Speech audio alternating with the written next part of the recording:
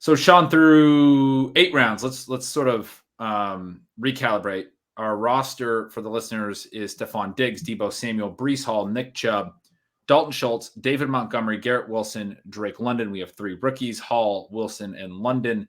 We have 4 receivers, 3 backs, and Schultz as our tight end. We don't have a quarterback yet. I was kind of looking at Josh Allen. He went at the 3-4 turn between our Breece Hall and Nick Chubb picks because we do have Diggs. We could potentially be in the market to take a stab at Trey Lance, although there's some concern about whether he'll be the starter. But we do have Deebo. Our other 2 receivers aren't on teams yet. Dalton Schultz is quarterback. Dak Prescott is off the board. There has been 12 quarterbacks that have gone and Lance has left. So we might get in a situation where he looks like a reasonable bet at a certain point, along with the Deebo bet. But what are we thinking here? I think we probably want to be looking at quarterback reasonably soon. I think we want to be looking for that tight end 2 reasonably soon and probably continue to build out a receiver core, right? Yeah, we get so excited about the receivers. And so doing kind of this early draft and the fast draft, the quarterbacks can go by the wayside. Jalen Hurts would have been a very, very good pick in the last spot. He's one of the people I had kind of marked pre-draft as a target for us. I don't think either one of us plan to take Deshaun Watson for obvious reasons. Lance, I think you need to get a big discount because the news out of there is very concerning. I like Derek Carr a lot. I think that's one of the reasons why I'm still fairly high on Devontae Adams. This will be something where, at halftime of the first game, you'll be looking back and thinking, well, maybe I was completely off on that. Should have sold and burned all the Chip Kelly gear much earlier. But Justin Fields, I think, we have to look at him Tua now with those receivers. We have to look at him. You had mentioned on an earlier pod that you were drafting Matt Ryan late because he was going to fall into a better situation. Now, the Colts are not exactly loaded up and in terms of receiving firepower, and they have such a good running game that the volume won't necessarily be there. But I think that's a competent quarterback with a competent head coach and organization. That's an interesting pick if we need cheaper options later. Yep. Especially if there's not the tournament element at the end. I'm not, users who are interested can go check out our Stack Explorer on the Best Ball Overall Explorer and see what you think about how stacking actually helps you in best ball. I don't necessarily think that I would target a QB specifically because of that in this particular draft or this particular format. And kind of as we come back around, I think it would be hard. So the first thing to mention is we do know we want 2 QBs in the window. Trey Lance does just go. And so if we don't hit guys here, we will probably come back at the next round. So then there's a question of, what would the opportunity cost be? Do we have targets that we really like coming back around? We want to think about the draft from both directions. But I think this is a great window to hit receiver now because both of the really interesting tight ends that we love in this range, Pat Freiermuth and Albert Okwuegbunam, went. Gesicki's off the board as well. Gronk is off the board. Some tight ends went there. We still have Boyd. We still have Bateman. We still have Chris Olave. You have in our queue. I'm really good with all 3 of those guys. Yeah, you made a fantastic argument for Boyd last time around. Let's take him. So we get another good receiver to continue to catch back up where we know that we need to with our big detour from round 3 to 6, not taking a receiver. That's probably the first time in the history of us drafting together we didn't take a receiver in any round from round 3 to round 6. But I still like where we're at receiver. We went Diggs Samuel to start, and it gave us this ability to do that and then go Wilson, London, Boyd right behind it. Have a nice mix of that rookie upside, and now Boyd, a really nice sort of stable, small miss, big win type player. I mean, I don't know how big the win would be, but I don't think he's going to be a big miss at all in this offense. So he's a really nice pick here at the end of the 9th round.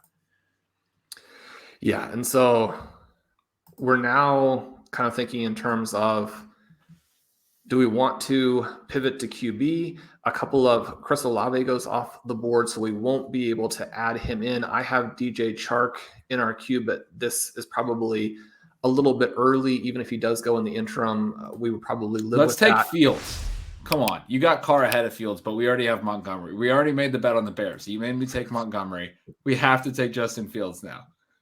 Okay, and one thing in best ball too is that by having the QB and the running back, I actually like that a little bit more. Again, in a non-tournament format where, oops, I need to make the pick. There we go. 2 seconds. So you have on the weeks where the running back scores, you get that into that part of your lineup. On the week where the QB scores, you get that into that part of your lineup. And that allows you to make sure you continue to score well throughout the season. You're not leaving, you're not putting up those zeros and then in different weeks leaving big points on the bench. So we have Fields. And we've already sort of made a bet on the offense with the Montgomery pick, right? So the overall upside of the we're hoping that the Bears are going to be better. But Ben, Derek Carr does go right after that, right after. We have enough Derek Carr. We have Derek Carr on our Dynasty team, which we just had some conversations before the show about our cut downs. I think we dealt Laviska Shenault right before the show, but we'll talk about that another time, maybe in a couple of weeks.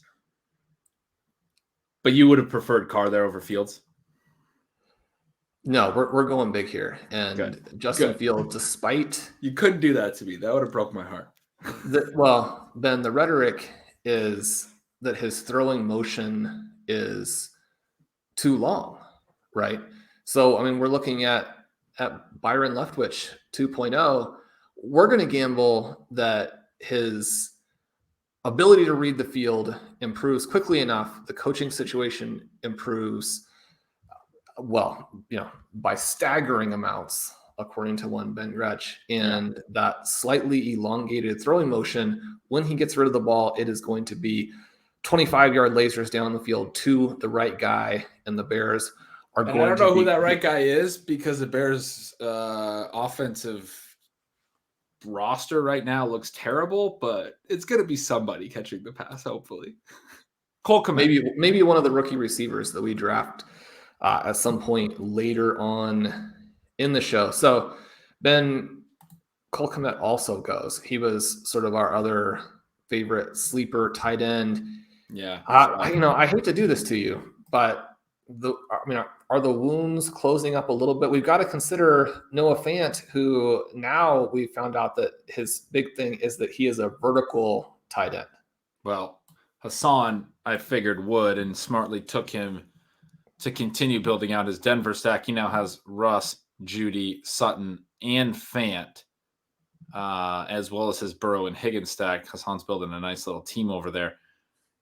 So we are in a tough spot at tight end, but that's okay, because Dalton Schultz, with the other receivers gone, as I said, he was much better when they didn't have all three of their receivers on the field at the same time and healthy. I think Dak really got to liking him. He saw in the playoff game, really goes to him, kind of treats him like the traditional talking point of a safety valve, if you will. He's not a huge athletic guy or anything, but Schultz has caught a lot of passes the last couple of years in tight end premium. He's going to give us a nice stable floor every week. He's going to catch at least 5 balls at every single game. Put it on the board. Well, we had mentioned Rashad Penny as one of the potential guys to rise into the dead zone on our show a couple weeks back. The two guys who did rise were James Conner and Leonard Fournette. Then people are not buying your Seahawks offense there. He just goes in round 11. I think that's a fantastic value, regardless of what you think is going to happen in Seattle. What position are you looking at here? We did a show on Rojo. He is available. We could go a lot of different directions. Tua, somebody who, again, very controversial. He could get benched by week 3, or, he could be the overall QB7. Well, there's some receivers we could consider, I think. I mean, I'm looking at the receiver board and looking at Marcus Valdes-Scantling, I think, is interesting as another, KC ad. Kenny Galladay still there. Corey Davis, my guy Jacoby Myers is there. Jarvis Landry, your guy, is there. Our boy Will Fuller is there. There's a lot of, still a decent amount of, I think, pretty good receiver depth that might not be there for many more rounds. If you're interested in any of these tight ends, I would think about it. I'm looking at Irv Smith, I think, is the biggest upside tight end right now. Where are you looking?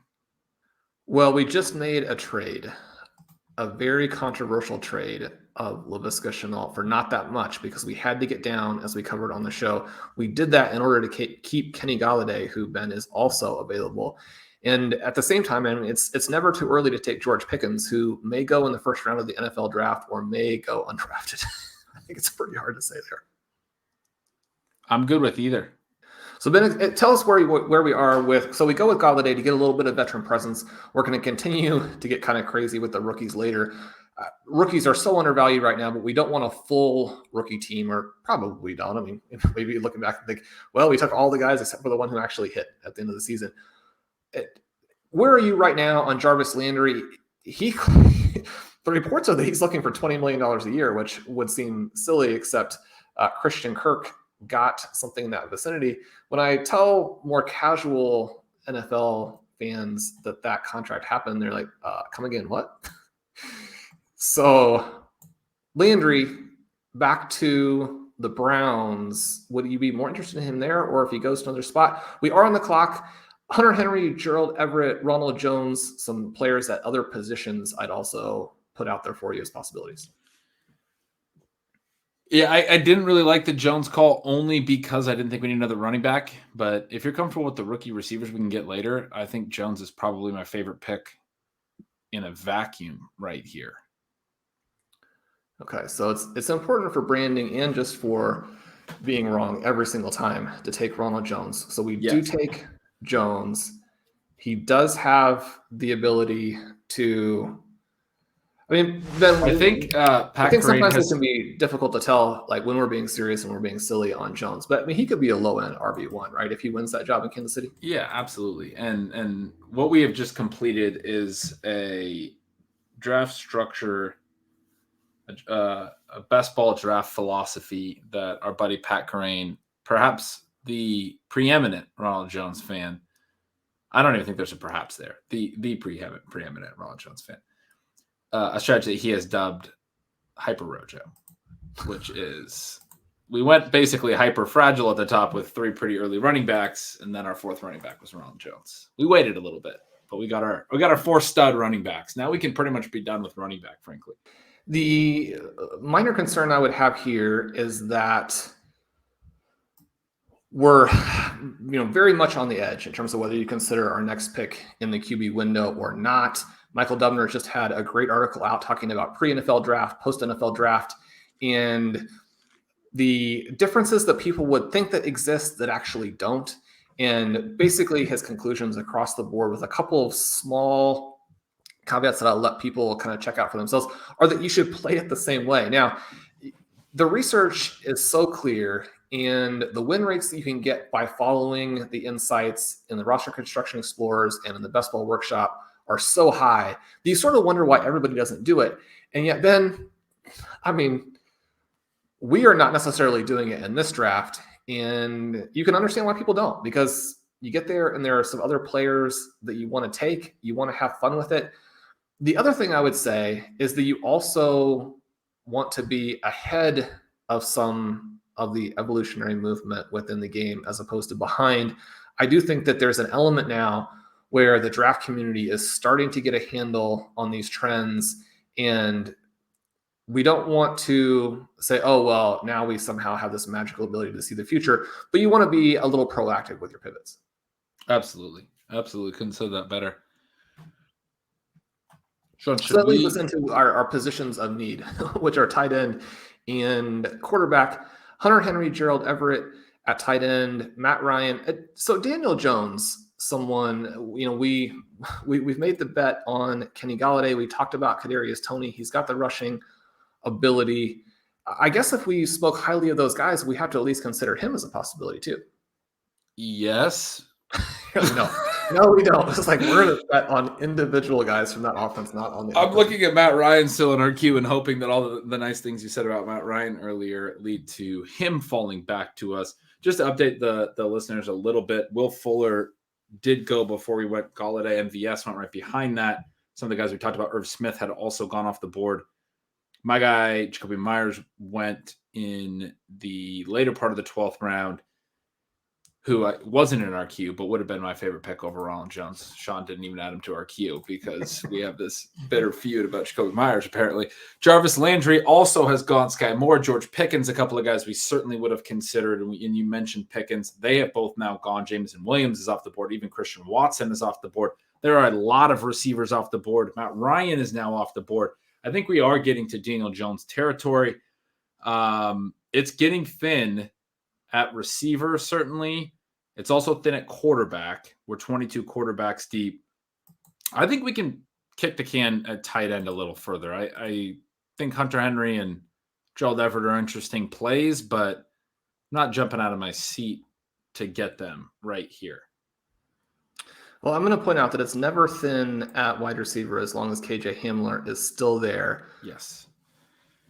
But he will probably also be there later. Not a 13th round selection, I wouldn't think. Ben, we are on the clock at 13-10. Who would you like? I think it's Daniel Jones. He made a nice little case. We already took Kenny Golladay. If we're betting on a Kenny Golladay bounce back, I guess we believe that Daniel Jones is the quarterback for that. I'm kind of hoping that it's, whoever else they added. I can't remember who their backup quarterback is right now, but.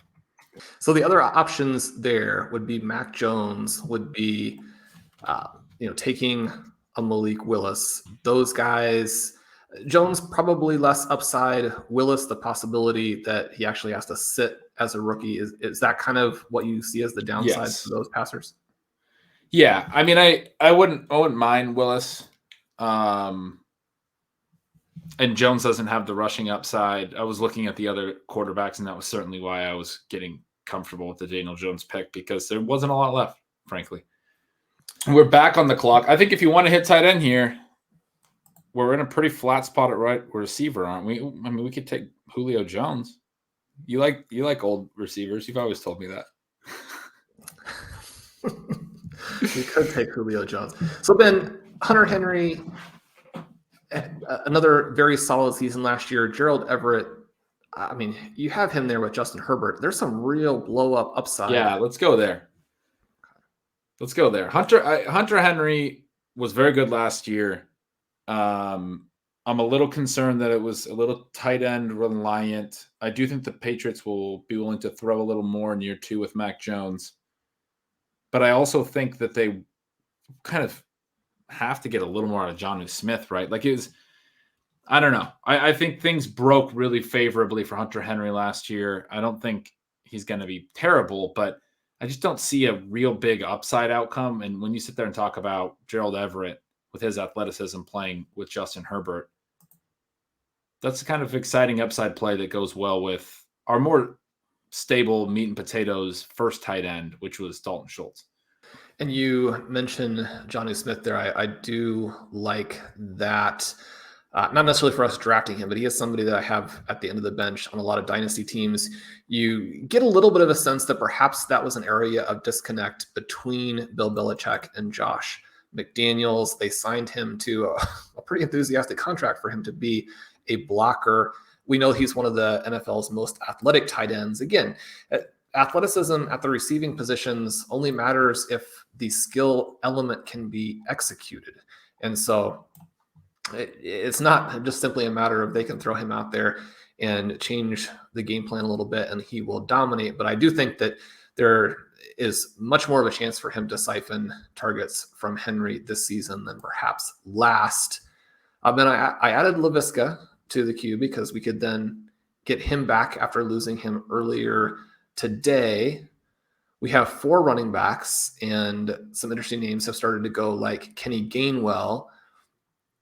I don't have any running backs actually in the queue for us, but we can add some at some point. We're about a round away. We know it's going to come up on us quickly. Where are we going next? Structurally, I think we're actually fine only drafting 5 backs on this team with Hall, Chubb, Montgomery, and Ronald Jones. I mean, maybe Jones is not a lot of guaranteed touches or what have you, but because we're not that deep at receiver, we have Diggs, Debo, Garrett Wilson, Drake London, Tyler Boyd, Kenny Golladay. Golladay obviously not secure in a rebound. Wilson and London being rookies, obviously we're very high on them, but you don't know if it's going to be consistent production throughout.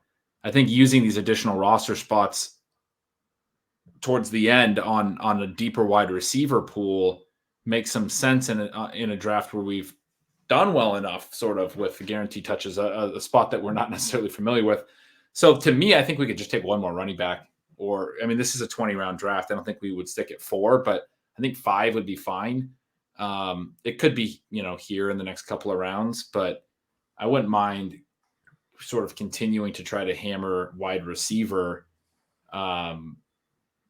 Maybe we take 2 more running backs. What do you think about quarterback or tight end? Do you think we need a third of either of those? We might need a third QB. Yeah, we've left ourselves pretty weak at those positions, and that would be the case or the instance in which you would add a third in order to bolster the overall build. And the change of the slim this year from 18 to 20 gives you a little bit more flexibility to go that route if you want to. I think Willis, again, would be the player where, the overall enthusiasm about him within the NFL community probably doesn't fall out of the first round. He has that rushing upside. So he plays in the second half of the season, and he's got the big arm, right? So you have the potential for some splash plays if, in fact, he has it all together. We're overconfident both in terms of the studs and in terms of the busts when we project quarterbacks. So I think we want to take advantage of ranges of outcome. Ben, you mentioned wide receiver. All the receivers I have in here are pretty deep guys, but I do like some of the names: KJ Hamler, Jalen Tolbert, Justin Ross. I know that when it presents itself, you like to add some Ross to your teams. Oh yeah, I'm definitely excited to take him a little bit later. Hamler, the way that we've seen Hassan stack the Broncos, and we know that Hassan, I'm sure, is very much a fan of Hamler as well. I guess I don't know that specifically from Hassan, but all of us with any kind of RotoViz ties are big fans of Hamler, I think. So he might be one we have to take a little earlier than we might want to. It might be this 15-16 turn where we want to take Hamler. He's already the 9th receiver available if you were looking at the draft queue. So just, kind of thinking through that element, Hamler might be the guy to get on the way back. I like Willis here, like you said, and then potentially Hamler at this turn. So we had Willis to the roster. In terms of some of the maybe less exciting veteran wide receivers, just kind of touch all of the bases. Odell Beckham is the top player by ADP. I mean, it seems like he's going to miss most of the year. Devontae Parker is a throw open kind of guy who, there's still a decent chance he gets traded to a realistic opportunity. The Dolphins obviously don't have the fit for him, so I don't think we have to be too worried he's going to be buried. I've never really been an advocate of his, but we're talking about the 16th round. Hamler, the guy here? Parker did stick out to me a little bit. I know you're not a big advocate of his, but if you wanted to go that route, I'd definitely be willing to. I think we may lose Hamler in that case. There's a pretty real chance we would not see Hamler come back. Okay. Well, if you're okay with Hamler, let's go ahead and do that. Sure. I'm always okay with Hamler. You don't got to tell me twice. We got Ronald Jones and KJ Hamler in this draft, plus Justin Fields. I guess that makes up. And, we got Diggs at Debo. It's not like we took bad receivers, but I guess that makes up for us not taking A.J. Brown in the first or second round. Good. I'm glad that it makes us feel more comfortable with that portion of it. And when you have Ronald Jones and you have KJ Hamler, you've gifted back 2 roster spots. And at that point, I think karma really works in your favor. Hamler was on a lot of teams last year for me where those teams did nicely. And I'd like to think that, the fantasy gods were looking down and saying, you took KJ Hamler, it didn't work out, but now we're going to come through for you. What do we need to do to keep that positive momentum going? I think we got to keep hitting receivers. And there have been a lot of good rookies that have already gone in this room. We've talked about the room being a little bit of a sharper room and a little bit of overlap in the ways that we like to draft. David Bell is off the board. Just in the last round, Jahan Dotson went. We do still have some other interesting potential rookies in Jalen Tolbert and Justin Ross. Then, this isn't the point of the draft yet to do this, but the drafter out of the 103 has been I mean, this is just a superstar draft, right? Jamar Chase, DeAndre Swift, TJ Hawkinson, Travis Etienne, Devontae Smith, Kenneth Walker, Brandon Ayuk, Scott Rogers, and Watson. He has Albert O, Christian Watson, Sky Moore, Laviska, David Bell. I mean, you missed Rashad Penny in there as well. Yeah. Oh, good. and Rashad Penny. So Good draft. Yeah. I mean, you're going to go to bed tonight thinking that you just had the greatest draft of all time if you were in that spot. Our team right now at quarterback, we have Justin Fields, Daniel Jones, and the rookie Malik Willis. That will be it for us at quarterback. Our running backs are Breece Hall, Nick Chubb, David Montgomery, and Ronald Jones. Our receivers are Diggs, Deebo Samuel, Garrett Wilson, Drake London, Tyler Boyd, Kenny Golladay, and KJ Hamler, who we just added. 7 receivers so far, not our deepest receiver core.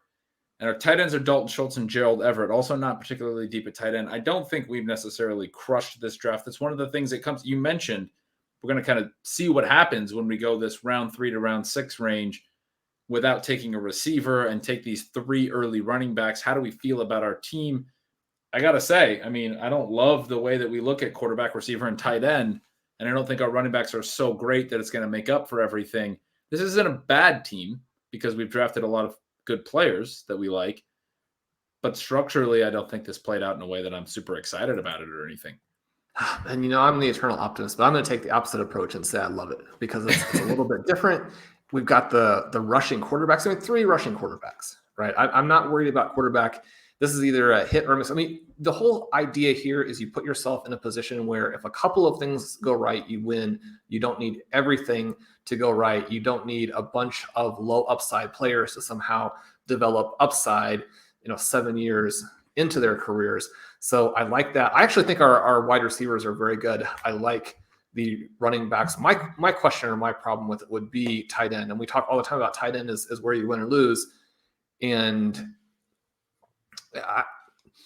we made the case for Schultz and Everett, and I like the case for both of those players. It's still not the firepower you would necessarily want. And maybe from that perspective, you're looking for a little bit narrower path to the point totals you need, than we could have created if it had gone a different route or if we had made some. I think this is a roster where we could add a 3rd tight end. I'm not sure if there's a tight end worth drafting. But it would mean you have a tight end sleeper you want, shout it out. I do not like the remaining tight ends. I'm always very reluctant to burn a position. Yeah. Just because we're weaker. The one name, and again, it just this flies in the face of a lot of what we have seen, but this element of the NFL also changing a little bit. Trey McBride is there. Ask you about a fantastic receiver in college. I mean, would you be willing to take the risk on a rookie? I would. And I think you're right. I mean, we saw Freiermuth have a pretty good year outside of just Pitts. The offenses are spreading out. And we've talked about this for a couple of years. We talked about it last offseason a lot as it related to Pitts and Freiermuth, that rookie tight ends are going to, just because they haven't been good in the past doesn't mean they will forever not be productive in the NFL. So I do think that's a possibility we could go with. But I'm fine going receiver here as well. We still have Devontae Parker on the board if you want to go there, but you have a couple of rookies that look good too. We are on the clock, getting down to 10 seconds. Who is it going to be? Yeah, now that we've discussed it and both feel comfortable with it, let's not lose McBride because there are no other tight ends that I have any interest in drafting whatsoever. So we'll go there. Parker may make it back, but if he doesn't, I think we're into Justin Ross territory. And you mentioned that the room has taken some of these guys. Losing David Bell, for example, was a little bit of a blow. I know that he has fallen in some estimation because of the slow times, but he also measured at a size that puts him into that group where the speed is not necessarily as important. We know what he did on the field. I think that he has a chance to be a Keenan Allen type of player. We know that Allen was very inexpensive because of speed at the combine. Bell, someone who could be a value. And then, you talk about it all the time. Justin Ross, as a true freshman, was better than T. Higgins. Yeah, outgained him at least. Higgins had a bunch of touchdowns. Better. Yeah. Higgins had more receptions and more touchdowns, but Ross led the Clemson Tigers in receiving yardage that year with a really good team. Also had Hunter Renfrow and Travis Etienne and Amari Rogers. Who are we going with here? Let's do Ross. All right. We're going to lock up Ross.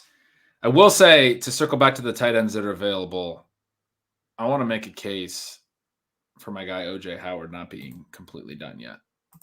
You don't have any interest in OJ Howard in Buffalo? Well, I think that situation is maybe a little bit more interesting, and we know that, I mean, he's had some of these flashes, but there have been a variety of quarterbacks and a variety of coaching staffs that weren't really able to unlock him. And so for me, that probably goes into the category of, just burning your roster spot. I do think that Dawson Knox is overdrafted. And at the same time, I think that his season in 2021 really established him as a very viable starter as an NFL reality player. And then within the context of that offense, obviously a viable fantasy player. Yeah, that's fair. But you're wrong. But moving on.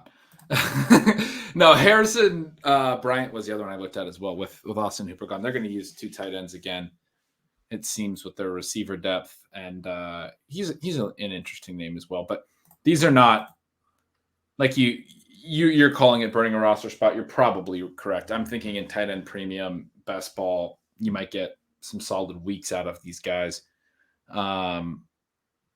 However, I do like that we went with Ross there and McBride. And so now we have 8 receivers. We have 2 picks left. We only have our 4 running backs. We probably need to find a 5th running back and I think a 9th receiver. What do you think about that?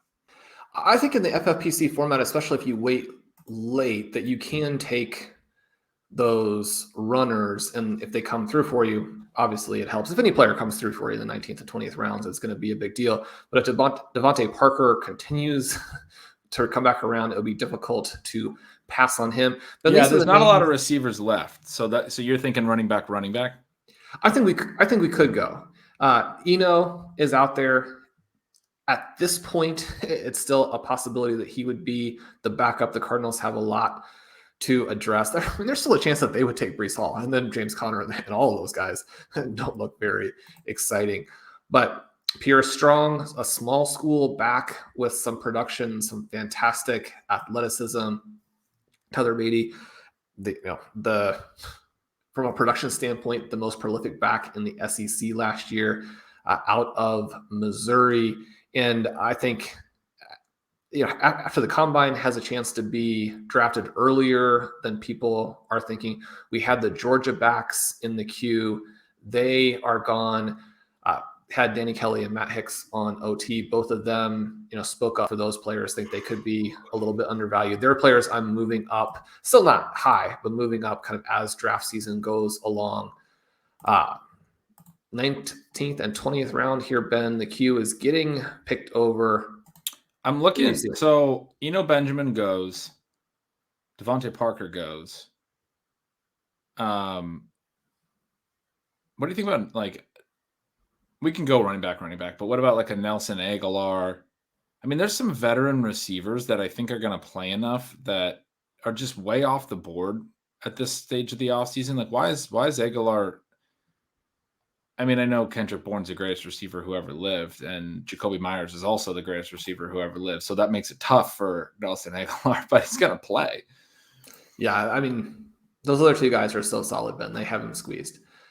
Harris Campbell, is he somebody? I mean, this could finally that's the other one I saw. Yeah, I mean, especially if we had gotten Matt Ryan, we did not. That's the only reason I didn't mention him, but he could be a usable piece. Trey Sermon goes. I'd be very comfortable with the rookies as well. If you want to go with some of your sleepers with Pierre Strong or the rookie backs, or even like a Sony Michel, who is still a free agent, I believe. Okay, we go with Beatty there just to make sure we do get a 5th back. I like it. And so now we have some flexibility on our final pick. The other thing here, and again, these are obviously not picks in the window, but if we wanted to get a little wild and crazy and say, look, we think that drafters have it wrong. We think that the mocks are wrong. We like these guys. Matt Corral, Sam Howell, I mean, they have the profile that if they were to start this year would be very viable fantasy quarterbacks. Yeah, I like Corral quite a bit, actually, but I don't think we need a fourth QB. I think we need to take another running back or a receiver, personally. Let's go with Strong here. He has the chance to be one of those guys who vaults a bunch of the bigger names. It only takes one team to fall in love with him. If you fall in love with an extremely athletic prospect, then he could be that Elijah Mitchell type of player in 2022. Anytime you're talking about picking someone you expect to go later in the reality draft and then beating out earlier picked players or veterans on the reality team, you're talking about a long shot. You're talking about a lottery ticket. But one of the things that we mention both in rookie drafts and in all other types of formats is that if you're going to take players late where the volume is basically completely up in the air, you want to take someone with a standout characteristic. Strong is a fantastic athlete. Yeah, I mean, we could just point to Elijah Mitchell and say he's going to be this year's Elijah Mitchell, and then we don't have to talk about how it's very unlikely and reemphasize that what happened with Elijah Mitchell last year was obviously not something that we're going to see every year. But we'll just say we just drafted two versions of this year's Elijah Mitchell in Tyler Beatty and Pierre Strong. I think that makes a lot of sense. So our final roster is Diggs, Debo, Breece Hall, Nick Chubb, Dalton Schultz, David Montgomery, Garrett Wilson, Drake London, Tyler Boyd, Justin Fields, Kenny Golladay, Ronald Jones, Daniel Jones, Gerald Everett, Malik Willis, KJ Hamler, Trey McBride, Justin Ross, Tyler Beatty, and Pierre Strong. We close with 4 straight rookies, 5 of our last 6 picks. You mentioned that early on that we were going to be looking at that. We also took 3 rookies in our first 8 picks. So we end up with 8 total rookies on our roster. It's not exactly an accident, but we clearly don't think this 2022 class is that bad.